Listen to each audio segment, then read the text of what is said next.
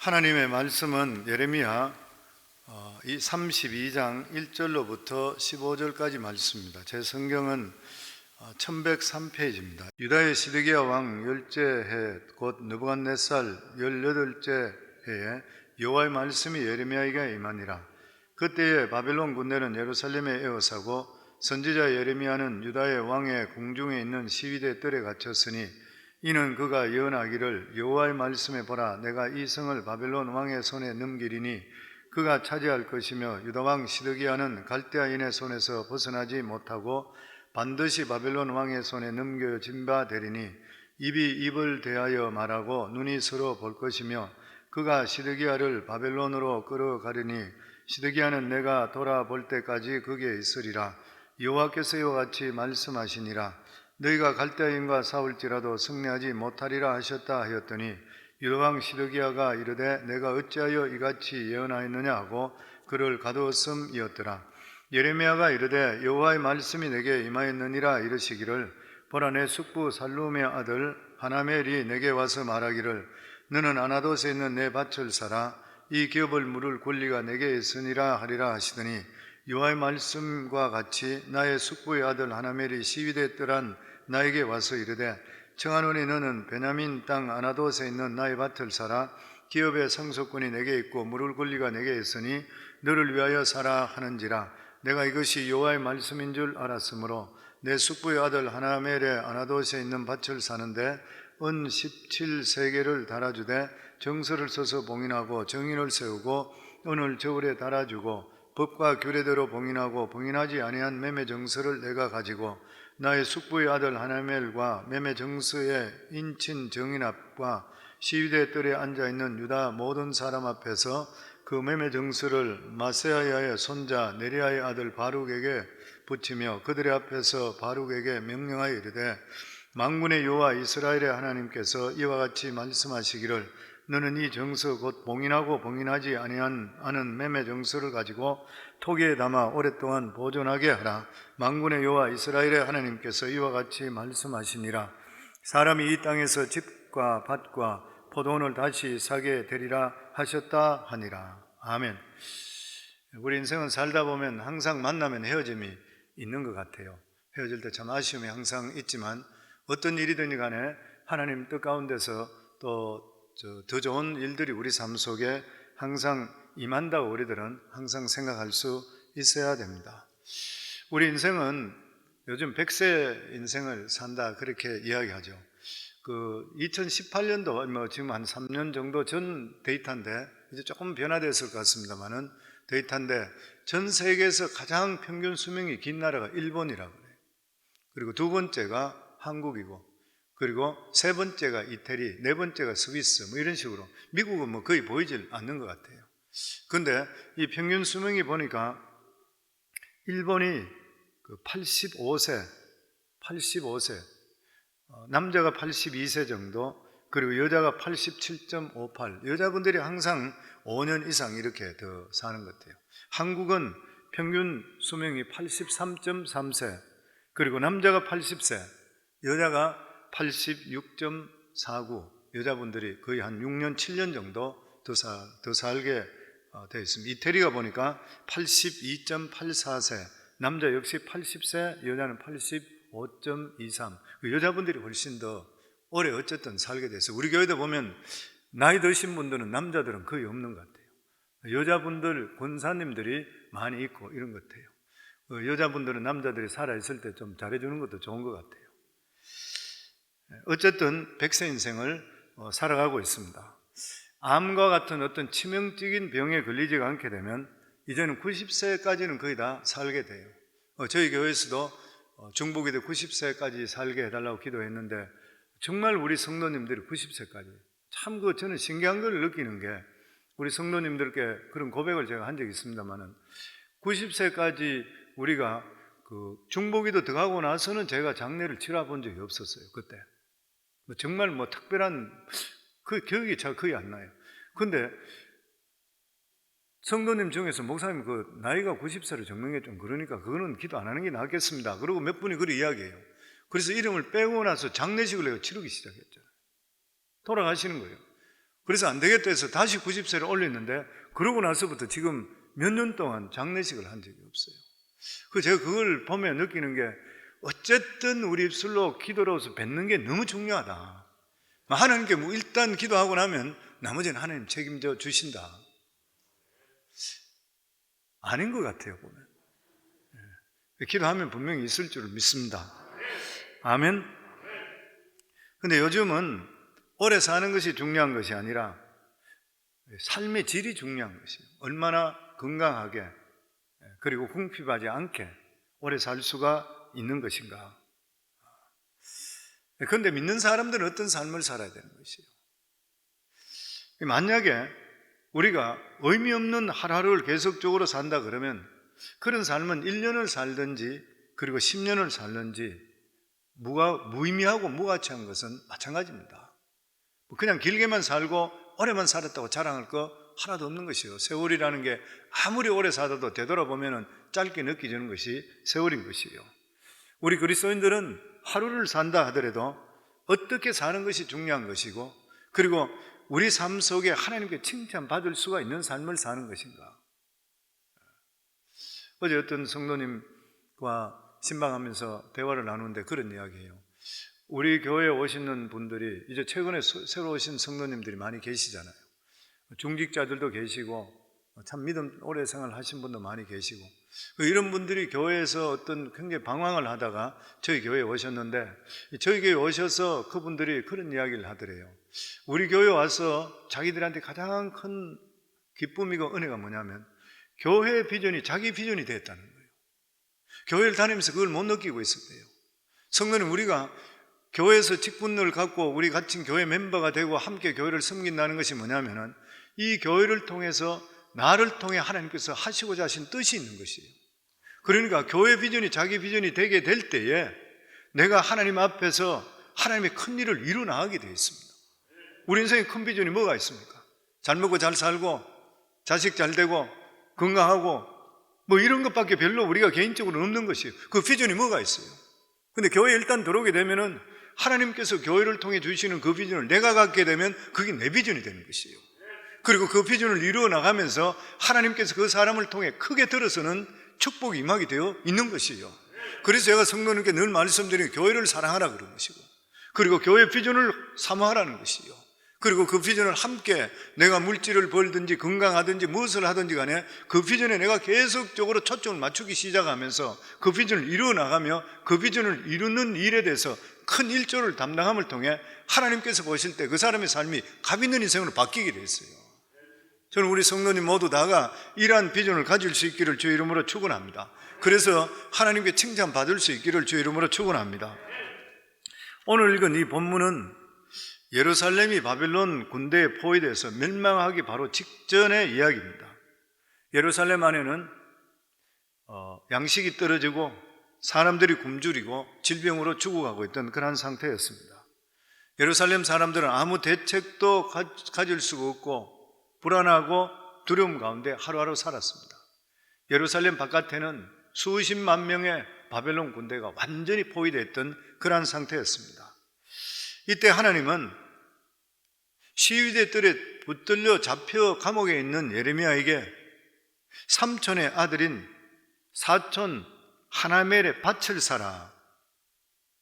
이 밭은 자기가 빚을 냈는데 그 빚을 갚지 못해서 난 사람에게 넘어가는 그런 밭이었습니다.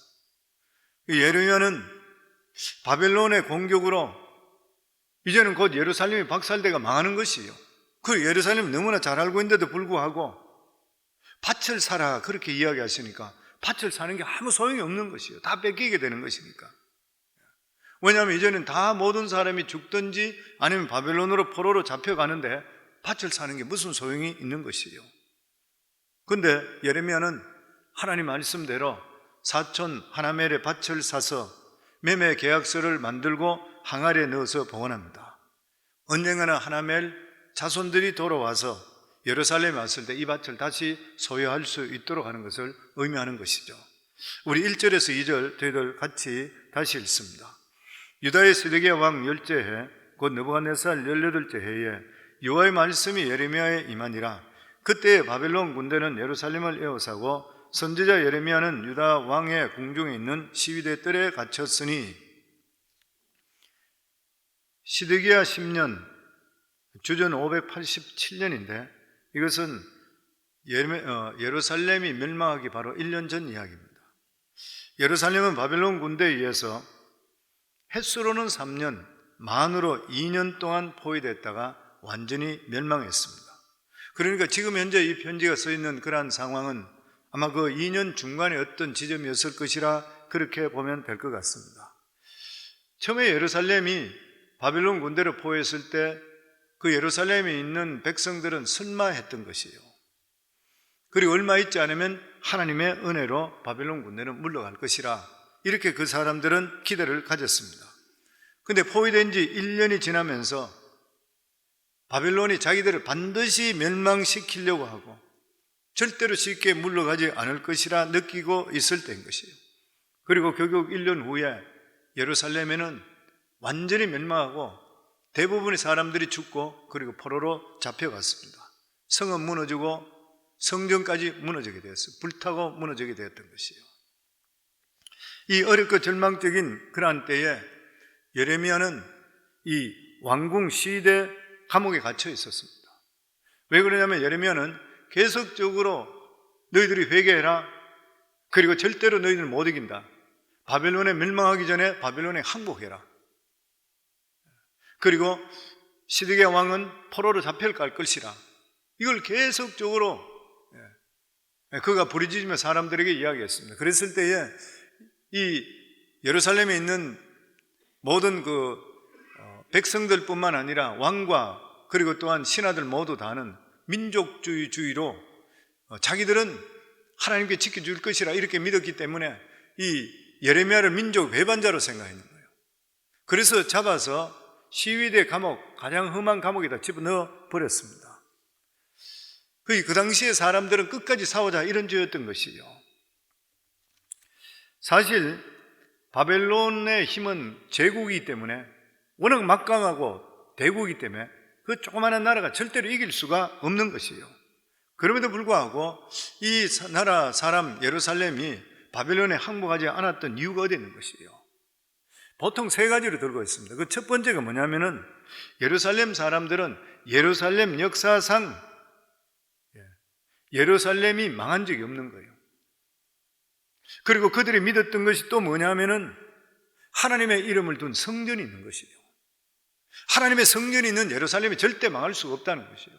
그리고 역사적으로 보더라도 여호사밧 왕 때든지 그리고 히스기야 왕 때 이럴 때는 아수르 군차 18만 5천 명이 쳐들어왔다가 전멸돼 버렸습니다. 천사가 와서 그들을 완전 전멸시키기 때문에 이 사람들이 믿고 있기는 하나님의 성전이 여기 있기 때문에 그렇기 때문에 우리들은 안전하다. 결국 저들은 물러가게 되어 있다. 이렇게 믿었던 것이에요. 그런데 그들이 알지 못한 것이 무엇이었어요? 그 당시는 하나님의 성전이 살아있을 때의 말씀이고 지금 현재는 우상을 숭배하고 있었기 때문에 껍질만 있는 성전은 하나님께 떠나고 난 전혀 상관이 없는 것이에요. 교회도 똑같습니다. 교회도 하나님 말씀이 살아있고 능력이 말씀이 있으면 사람들이 변화되고 치유되는 역사가 나타나고 그렇지 않고 그냥 교회가 그런 능력이 나타나지 않게 되면 교회 그냥 왔다 갔다 사교 게임으로 밖에 설 수가 없게 되는 똑같은 일이 벌어졌는 거예요. 근데 그 당시에 사람들은 그래도 성전 빌딩이 있으니까 자기들 지켜줄 것이라 이렇게 믿었던 것이에요. 그리고 둘째는 이들이 가지는 돈이 많았습니다. 유대인들은 돈을 많이 모으는 거예요. 돈을 많이 가지고 있었는데 이것을 빼앗기는 것이 너무나도 뼈아팠던 것이 아까웠던 것입니다. 그들은 세상적으로 잘 살아버리고 하나님까지도 버리고 우상을 섬기면서까지 돈을 모았던 그런 민족이에요. 그러니까 이것을 빼앗기기 싫었던 것이에요. 그리고 또 하나는 뭐냐면 이 유대인들은 자존심이 보통 강했던 것이 아닙니다. 자존심이 너무 강했기 때문에 상복을 용납하지를 않았던 것이에요.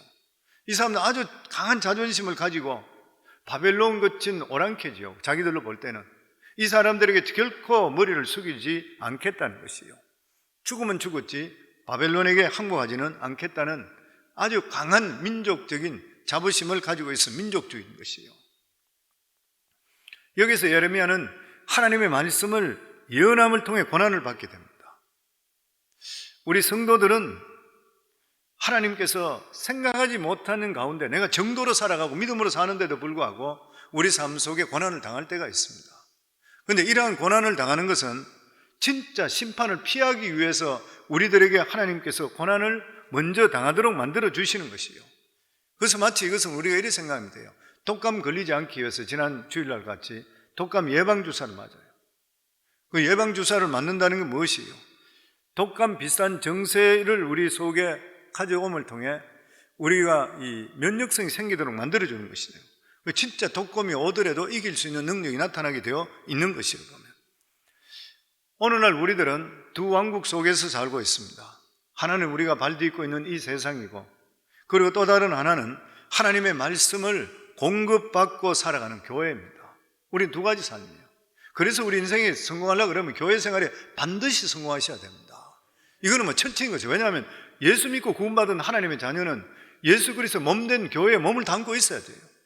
몸을 담고 있어야 되고, 그리고 세상적으로 살아가고 일반적으로 살아가고, 이 두 가지를 같이 공유하며 살아가는 것이 우리 예수 믿는 그러한 사람입니다.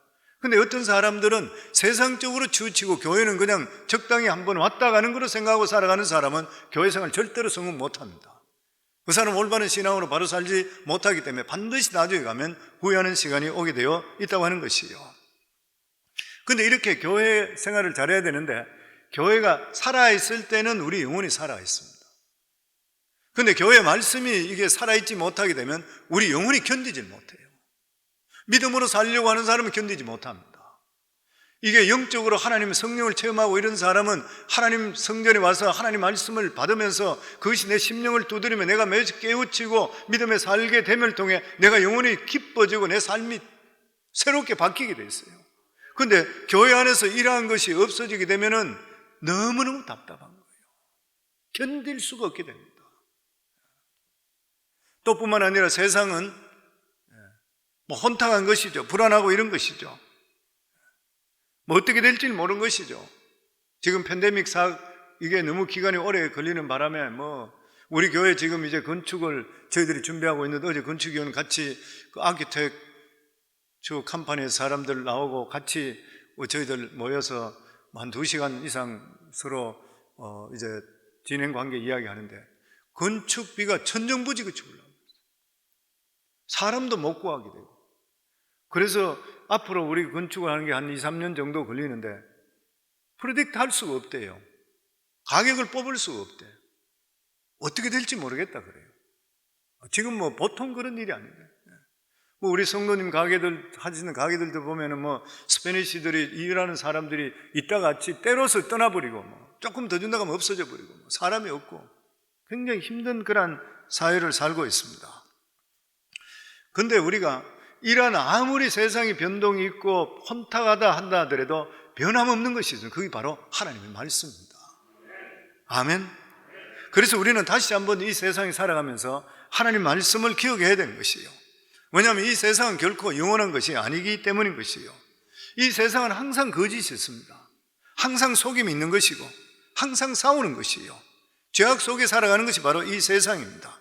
이 세상은 결국 심판받을 수밖에 없는 것이에요.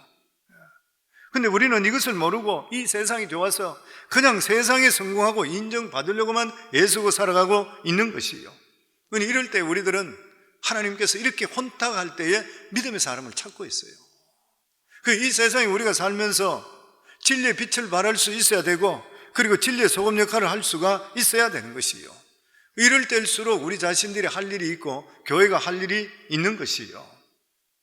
그것이 무엇입니까? 이 세상에 결국 이 세상을 다스리고 역사를 주관하는 분은 바로 여호와 우리 하나님 아버지라는 것이에요. 그리고 하나님의 허락 없이는 참새 한 마리도 절대 떨어지지를 않는다는 사실을 사람들에게 알릴 수가 있어야 되는 것이에요. 그리고 어려움이 있으면 있을수록 사람들은 하나님께로 돌아올 때인 것입니다. 그래서 우리들은 이 세상에 살아가면서 작은 욕심 버리셔야 돼요. 그리고 자존심 내려놔야 돼요. 하나님 앞에 항상 우리 자신들이 잡아갈 수가 있어야 되는 것입니다. 항상 바른 신앙을 가지게 될 때에 하나님께 우리 삶 속에 새로운 일을 우리에게 만들어 주시는 것입니다. 성도는 하나님의 말씀 붙들고 승리하기를 주의 이름으로 축원합니다. 왜냐하면 말씀 자체가 능력인 것이에요. 왜냐하면 이 말씀이 천지를 창조하신 말씀입니다. 사람의 생명을 만든 것이 바로 말씀인 것이에요. 그래서 이 말씀을 부여잡게 되면 어떤 절망적인 상황 속에서도 살 길이 생기게 되어 있는 것이에요. 그런데 이렇게 예루살렘이 포위되어 있고 모든 백성들이 미래에 대해 절망하고 있을 때에 예레미야는 사촌으로부터 밭을 사라는 제안을 받게 됩니다. 6절 말씀, 6, 7절 같이 읽습니다. 예레미야가 이르되 여호와의 말씀이 내게 임하였느니라 이르시기를 보라 내 숙부 살룸의 아들 하나멜이 내게 와서 말하기를 너는 아나돗에 있는 내 밭을 사라 이 기업 물을 권리가 내게 있느니라 하리라 하시더니 하나님께서는 어떤 일이 일어나기 전에 예레미야에게 이런 일이 일어날 것이라 이렇게 알려주셨습니다. 하나님의 백성의 특권 중에 특권이 무엇입니까? 하나님께서 우리에게 말씀하시는 거잖아요. 그리고 하나님의 음성을 듣는 거예요. 이 이상 더 큰 특권이 있겠습니까? 축복이 있겠습니까? 우리가 성령 받은 하나님의 백성들은 하나님께서 반드시 말씀하십니다. 우리 속에서 어떤 길을 가야 될지 어떻게 해야 될지 기도하게 될 때에 하나님께서 내 마음에 떠오르는 생각이 있습니다. 또 뿐만 아니라 어떨 때는 예레미야와 마찬가지로 하나님께 직접적인 음성이 들릴 때가 있습니다. 이렇게 하나님께서 주시는 그런 말씀은 우리가 전혀 예상하지 못하고 있던 그러한 일들을 말씀의 주심을 통해 준비하라는 것이죠. 우리가 음성을 들려줄 때도 있고 꿈을 꿀 때도 있습니다. 이런 모든 일들을 통해 우리에게 주시는 그런 말씀은 우리 자신들이 다시 그 일을 통해 준비해서 어려움을 당하지 않도록 하나님께서 말씀해 주시는 것이요. 그러면서 하나님께서는 사촌 하나멜이 자기 밭을 사라 할 것이라 미리 예레미야에 알려주는 것입니다. 만약에 하나님께서 미리 알려주시지 않았더라면 갑자기 사촌이 나타나서 땅을 사라 그렇다면은 이 예레미야가 살 리가 없는 것이에요. 왜냐하면 유다는 망할 것이기 때문에. 망할 나라 땅을 돈을 주고 살 이유가 없는 것입니다. 사실 이 하나멜은 예레미야가 지금 처해 있는 처지가 보면 너무 비참한 처지예요. 감옥 속에 들어있는 사람. 이 감옥 속에 있다 그러면 찾아와서 그에게 위로를 해줘야 되는데 감옥에 찾아와서 자기 딱한 사정을 이야기하는 것이에요. 그러면서 자기가 빚을 졌는데 자기 땅을 뺏기게 되었으니까 네가 가장 가까운 친척이니까 기업 물을 짜잖냐. 가장 가까운 친척이 기업 물을 짜잖느냐. 그러면서 이 빚을 갚아주고 그러니까 이 땅을 사주면 내가 빚을 갚을 수 있게 됐다. 그리고 네가 이 땅을 사주게 되면 언젠가 다시 회복될 때에 너한테 다시 돈을 주고 우리가 이것을 다시 받겠다는 거예요. 그게 기업 물을 짜인 것입니다. 지금 예레미야 사촌 하나멜은 나라가 망하는 줄을 모르고 다른 사람에게 이 땅이 넘어가지 않도록 예레미야에게 부탁하는 것이에요. 우리 8절 말씀입니다. 같이 읽습니다. 예레미야 말씀과 같이 여호와의 말씀과 같이 나의 숙부의 아들 하나멜이 시위대에 떠난 나에게 와서 이르되 청하노니 너는 베냐민 땅 아나돗에 있는 나의 밭을 사라. 기업의 상속권이 내게 있고 물을 권리가 내게 있으니 너를 위하여 사라 하는지라. 내가 이것이 여호와의 말씀인 줄 알았으므로. 그러니까 예레미야는 하나님 말씀대로 일어나는 것을 보고 하나님의 뜻인 것을 알았던 것이에요. 저는 목회하면서 이걸 참 많이 느낍니다. 하나님께 저에게 먼저 말씀해 주셨던 것이 실제로 며칠 있으면 사람의 입을 통해 정확하게 이야기해 줄 때 있습니다. 그러면 이건 하나님 뜻이었구나. 이게 하나님께서 간섭하고 계시구나. 이걸 느낄 때가 참 많이 있어요. 지금 예레미야가 지금 똑같은 것이에요. 하나님 말씀했는데 자기 사촌에 와서 똑같은 말을 하는 것이에요. 똑같은 말을 들은 적이 몇 번 있습니다. 하나님 하셨던 말씀들은. 이런 말씀 100% 마음에 오는 거예요. 지금도 수천 년 전에 하나님께 말씀한 것이 아니라 지금도 하나님께서 우리들에게 말씀해 주셔요. 왜냐하면 하나님은 살아계시기 때문에 그런 것이에요. 아멘. 그러면서 지금 이 땅을 예레미야가 하나님께 말씀했기 때문에 사게 됩니다. 그런데 본문에 보면 예레미야는 이 땅을 살 때 지극히 정상적으로 땅 거래를 합니다. 돈을 주고 정인을 세우고 매매 정서를 두 부를 만들어서 하나는 임봉하고 하나는 임봉하지 않고 그리고 모두 함께 항아리에 모두 다 보관하는 것이에요. 나중에 포로에서 돌아온 하나멜 자손들이 이 항아리의 정서를 자기들이 찾음을 통해서 다시 옛날 예레미야 샀던 땅을 되찾게 되는 것이에요. 무슨 말인 것입니까? 오늘날 우리들은 이 세상 살아갈 때 이 세상 내일이 마지막이라 한다 하더라도 정상적으로 살아야 됩니다. 항상 삶이 정상적이어야 됩니다. 이단의 문제가 무엇인 것이에요? 곧 이 세상은 망한다고 생각해서 가정도 뿌리쳐버리고 남편도 상관하지 않고 자식도 상관하지 않고 완전히 그냥 몰두해서 세상을 등지는 거잖아요. 이게 이단이잖아요. 하나님께서 우리에게 주시는 말씀은 예수님께서는 도적같이 우리에게 만나면 몰라요. 언제 오실지. 우리 인생이 마지막이 내일이 될지 몰라요. 갑자기 심장마비 언제 오면 어떻게 알아요? 우리가 아무도 모르는 일인 것이에요. 그런데 우리들의 삶은 어떠냐? 정상적인 삶을 살아가는 것이에요. 내 살아가는 삶에 최선을 다할 수가 있어야 되는 것이에요. 왜냐하면 그 일을 이루시는 분은 하나님이시기 때문에 우리는 몰라요. 우리 삶 속에는 항상 하나님 뜻 가운데 매일매일 열심히 살아갈 수 있어야 돼요. 예수님은 세상의 마지막 때가 어떤 때냐면 노아의 때가 같다 그랬고 롯의 때와 같다 그랬습니다. 세상 사람들은 하나님의 진노를 모르기 때문에 먹고 마시고 시집가고 장가가고 한다고 즐기면서 살아가고 있고 세상에 의미 없이 살아가고 있지만 우리 예수 믿는 사람은 마지막 순간에도 하나님께 지켜주실 걸 믿기 때문에 담대하게 살아갈 수가 있어야 되는 것이에요. 그러면 마지막으로 15절 말씀 같이 읽습니다. 만군의 여호와 이스라엘의 하나님께서 이와 같이 말씀하시니라. 사람이 이 땅에서 집과 밭과 포도원을 다시 사게 되리라 하셨다 하리니, 하나님은 우리가 믿음으로 한 행동이 실패하지 않도록 이루어 주세요. 그래서 예레미야는 곧 망하게 될 땅을 친척을 위해 사주었고, 그리고 친척은 죽지 않고 나중에 다시 돌아오는 것이에요. 그러나 이 땅은 영원한 것이 아닌 것입니다. 예수님은 제자들에게 땅에 보물을 쌓아놓지를 말하라 그랬습니다. 땅에 보물을 쌓아두게 되면은 이 보물이 녹슬든지 좀이 슬든지 도적이 훔쳐간다 그랬어요. 그 대신에 그 보물을 하늘에 쌓아두라 그랬습니다. 하늘에는 좀도 슬지 않고 녹도 생기지 않고 그리고 도둑도 훔쳐가지를 않는다는 것이에요. 여기서 주님께서 보물이라는 것이 무엇이에요? 내가 가장 추구하는 것입니다. 돈하는 사람은 보물이 돈이 되는 것이고, 권력하는 사람은 권력인 것이고, 명예를 따지는 사람은 명예가 되는 것이에요. 그런데 이 세상의 모든 보물은 우리가 어떤 것을 추구하더라도 절대로 영원한 것이 아닌 것이에요. 우리는 빈손으로 왔다가 빈손으로 돌아가는 것입니다. 우리에게 가장 영원한 보물이 무엇입니까? 하나님을 아는 지식이에요. 그래서 잠언 1장 7절에 보면 여호와를 경외하는 것이 지식의 근본이거든요. 미련한 자는 지혜와 훈계를 멸시하는도다. 하나님 아는 만큼 더 귀한 거 없어요. 하나님은 우리의 최고 보물인 것이에요. 왜냐하면 이것으로 우리가 하나님을 알게 하잖아요. 우리가 하나님을 알면 내 존재가 누군지 알게 돼 있어요. 그리고 내 존재가 살아나게 돼 있어요.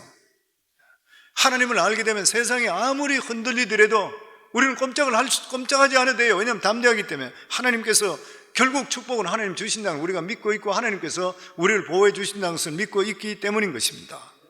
그래서 우리가 하나님만 붙들게 되면 위로부터 하나님이 주시는 수직적인 축복을 다 받게 되어 있는 것이에요.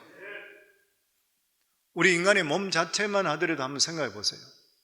기기묘묘함, 하나님의 무한정의 어떤 가치가 있는 몸을 가진 우리 가치가, 자기의 그래서 생명을 함부로 여기고 자기 몸을 함부로 여기는 사람만큼 그 사람은 어리석은 사람은 없어요. 진짜 가치 있거든요. 그런데 이러한 가치를 잘 모르고 정욕적으로 살잖아요. 그 예수 믿고 나서 우리가 돌아보면 감사한 게 뭐 있어요? 내 몸을 귀하게 여기잖아요. 술, 담배 함부로 하지 않죠. 정욕에 함부로 빠지지 않죠. 그리고 우리 마음대로 함부로 더럽고 추한 곳에 가지 않죠. 우리 몸을 돌보는 것이에요. 얼마나 귀한 일인지 몰라요. 근데 이것을 모르게 되면 죄 가운데 빠져버리잖아요. 근데 이런 죄 가운데 있다 한다 하더라도 여기에 하나님의 성령이 우리 속에 임하게 될 때는 성자가 되는 거예요. 천사가 되어버려요. 하나님의 능력이 우리 속에 임하게 되면. 그리고 그렇게 하나님의 능력이 임하게 될 때는 사람을 살리는 능력이 나타나고 하나님의 축복을 나타날 수 있는 귀한 도구가 되는 것이에요. 그렇기 때문에 믿음의 사람들이 하나님께 드려지는 그 기도는 세상을 살리고 주위를 살리는 능력이 나타나게 되어 있는 것이에요. 우리 한 사람 한 사람들이 진짜 대단합니다. 우리가 그것을 알고 내가 기도할 수 있어야 돼요. 그리고 성도님, 내가 별 볼 일 없다 하더라도 하나님 진짜 부여잡고 올바른 기도하시게 될 때는 내 자신의 기도가 한 번 던졌던 그 기도가 수많은 사람들에게 영향력을 끼치고 이렇게 세우는 그러한 역사가 임한다는 것을 깨닫게 되면 놀라게 되어 있습니다. 근데 왜 그러냐면 성령께서 임하시면 얼마든지 임할 수 있기 때문에. 성도님들, 우리 하나님께서 우리에게 주신 이러한 능력 있는 걸 아시고, 세상에 우리가 있기 때문에 소망이 있는 것이고, 세상에 교회가 있기 때문에 소망이 있다는 것을 믿으시면서 우리가 이 세상의 소망이라는 것을 믿음을 가지고 승리하시고 함부로 살지 않기를 주 이름으로 축원합니다.